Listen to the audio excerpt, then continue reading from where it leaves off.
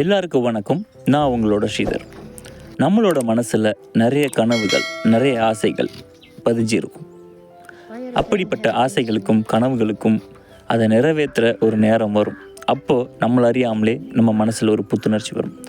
அந்த கனவுகள் நிறைவேறும் போது நமக்குள்ள பெரும் சந்தோஷம் வரும்.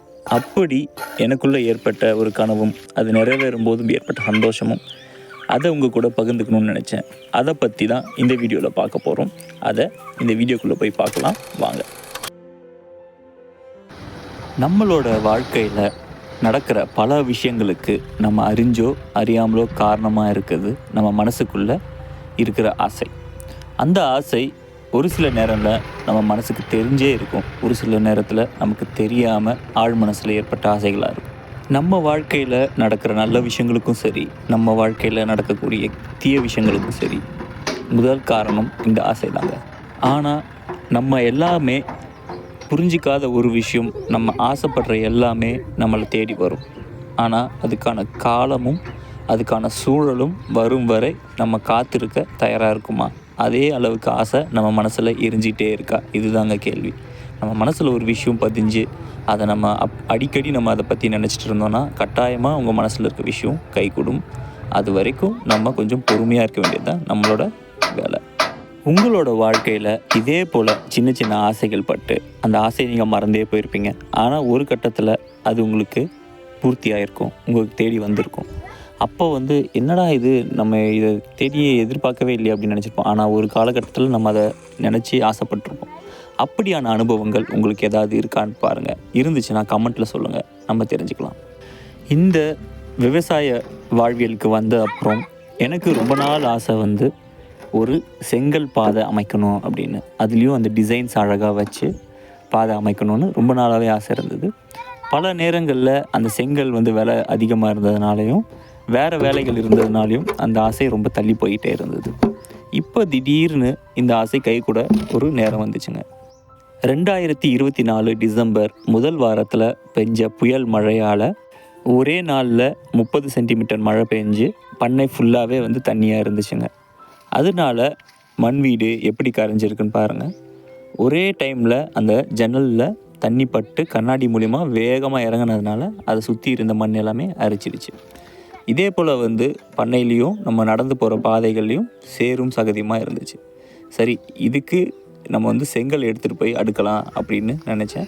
அதுக்கப்புறம் பக்கத்தில் இருந்த செங்கல் சூளையில் போய் இந்த மாதிரி எனக்கு ஒரு 200 செங்கல் வேணுங்க அப்படின்னு கேட்டேன். அவங்க இங்கே நிறைய செங்கல் வேகாமல் பாதி வெந்த செங்கல் இருக்குது, உங்களுக்கு அது வேணும்னா நீங்கள் இலவசமாகவே எடுத்துகிட்டு போங்க அப்படின்னாங்க. அது கூடவே சேர்ந்து உடஞ்ச செங்கலும் இருக்குது அப்படின்னாங்க. சரி, நம்மளோட மண் வீட்டுக்கு மேலே பிளிந்த் பீம் போடுற மாதிரி இருக்கும், அதுக்கு செங்கல் வச்சு பண்ணலாம் அப்படின்றதுக்காக சரி அந்த உடஞ்ச செங்கலையும் நான் எடுத்துகிட்டு வரேன் அப்படின்னு சொல்லி முடிவு பண்ணி எடுத்துகிட்டு வந்தோம். அதில் ஒரு சில முழு செங்கலும் இருந்துச்சு. சரி, அந்த முழு செங்கலெல்லாம் எடுத்து ஒரு சின்னதாக ஒரு பாதை நம்ம டிசைன் பண்ண ஆரம்பிச்சிட்டோம். எப்போவுமே எல்லா வேலைகளும் போலவே எங்களோட குழந்தைகள் எல்லாத்துலேயுமே ஆர்வமாக பங்கெடுத்துட்டு அவங்களும் ஒரு விஷயத்தை புதுசாக கற்றுக்கிட்டு பண்ணிகிட்டு இருந்தாங்க. இந்த மாதிரி ஒரு செங்கலை வச்சு ஒரு பாதை அமைக்கணுன்றது ஒரு 3 வருஷத்துக்கு முன்னாடி நான் ஆசைப்பட்ட ஒரு கனவுங்க. அது இப்போது நிறைவேறியிருக்கு. இது செய்கிறது ரொம்பவே சுலபம், யார் வேணால் செய்யலாம். 2 பக்கம் செங்கலை லைனாக அடுக்கிட்டு அதில் நம்மளுக்கு தேவையான டிசைனில் உள்ள செங்கலை நம்ம வச்சுக்கிட்டோம். நான் டயகனலான ஒரு பேட்டர்ன் யூஸ் பண்ணாங்க. பார்க்குறதுக்கு கொஞ்சம் அழகாக இருந்துச்சு. ஆனால் இதில் ஒரு பிரச்சனை என்னென்னா, சைடில் செங்கலை உடச்சி வைக்க வேண்டியதாக இருந்துச்சு. அந்த உடைக்கிற டூல் இல்லை, அதனால் சின்னதாக ஒரு கத்தி இருந்தது, அதை எடுத்து நம்ம பொறுமையாக தட்டிட்டோம். இந்த செங்கல் அந்தளவுக்கு ஃபுல்லாக வேகாமல் இருந்ததுனால எனக்கு உடைக்கிறதுக்கு ஈஸியாக இருந்துச்சுங்க.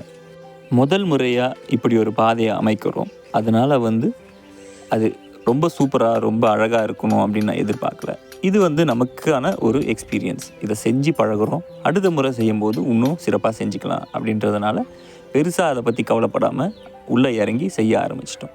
குழந்தைங்களும் இதை பார்த்துட்டு ரொம்ப நல்லா இருக்குப்பா அப்படின்னு சொல்லி அவங்களும் ரொம்ப ஆர்வமாகவே எல்லா வேலைகளும் இழுத்து போட்டுட்டு செஞ்சாங்க. இந்த டிசைனில் எனக்கு பாதை அமைக்கிறதுக்கு ஒரு அடிக்கு 10 செங்கல் கிட்ட தேவைப்பட்டுச்சுங்க. 8 முழு செங்கல், அதுக்கப்புறம் 2 செங்கலை உடச்சி வைக்கிற மாதிரி இருந்துச்சு, இல்லை அரை செங்கல்லேருந்து எடுத்து வச்சுக்கிட்டோம்.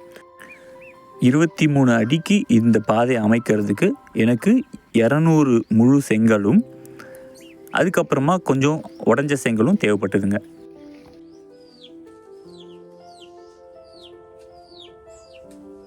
இது போல் செங்கலை எல்லாம் நமக்கு தேவையான அமைப்பில் அடுக்கிட்டு அது மேலே கொஞ்சம் மணலை போட்டு செங்கலுக்கு இடையாக இருக்கிற இடைவெளிகளை எல்லாம் மண் போட்டு மூடிடணும்.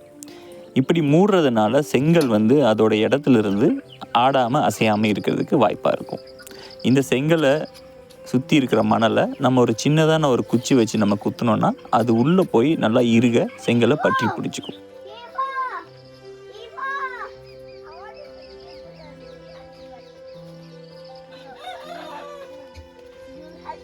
Oscar, did you just collect sand in covers? Yeah.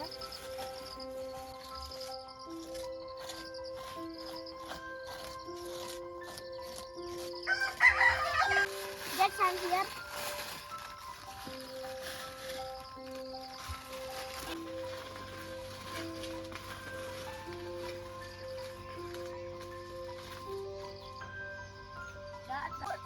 எல்லா வேலைகளை போலவும் இந்த வேலையும் எங்களுக்கு நேரம் கிடைக்கும் போது கொஞ்சம் கொஞ்சமாக நாங்கள் செஞ்சுக்கிட்டோம்.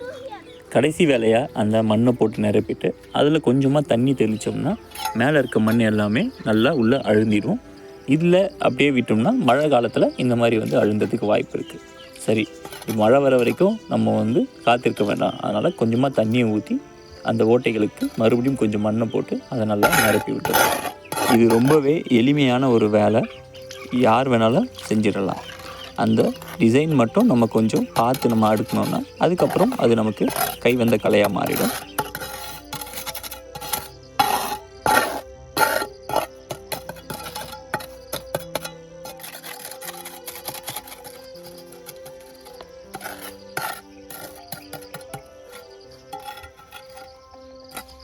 மணல் நிரப்புனதுக்கு முன்னாடி ஒவ்வொரு செங்கலும் அழகாக தனித்தனியாக தெரிஞ்சுது. ஆனால் மணல் போட்டதுக்கப்புறம் அது அந்தளவுக்கு அழகாக தெரியல.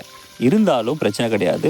தண்ணி படப்பட அந்த மேலே இருக்க மண் எல்லாமே போய் அழுந்திட்டு அதுக்கப்புறம் கொஞ்ச நாள் கழித்து அந்த செங்கல்கள் பார்க்கவே அழகாக வெளியே தெரிய ஆரம்பிச்சிடும்.